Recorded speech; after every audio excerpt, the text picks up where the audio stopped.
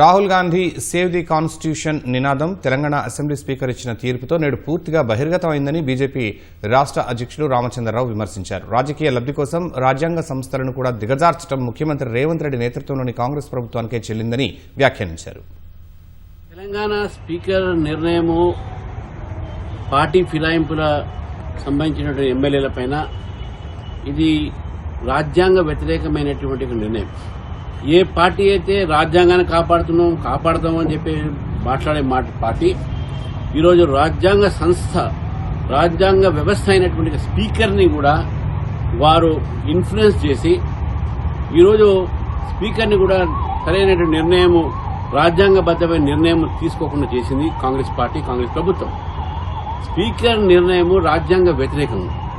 బహిరంగంగా ఏ party నాయకుడైతే party ఫిరాయింపు చట్టం తీసుకువచ్చారో ఆ పార్టీ నాయకుడికే గౌరవం ఇవ్వకుండా, ఏ రాజ్యాంగ పుస్తకం అయితే పట్టుకుని జేబులో పెట్టుకుని దేశమంతా తిరుగుతున్నాడో ఆ రాజ్యాంగాన్ని గౌరవం ఇవ్వకుండా, ఏ రాజ్యాంగ వ్యవస్థ స్పీకరు రాజ్యాంగాన్ని కట్టుబడి ఉండాల్సినటువంటి స్పీకర్ని కూడా ఈరోజు మీరు ఇన్ఫ్లుయెన్స్ చేసి అటువంటి ఒక నిర్ణయాన్ని తీసుకున్నారంటే ఈరోజు తెలంగాణలో రాజ్యాంగ హత్య అయింది, ప్రజాస్వామ్య హత్య అయిందని చెప్పేసి భారతీయ జనతా పార్టీ భావిస్తారు.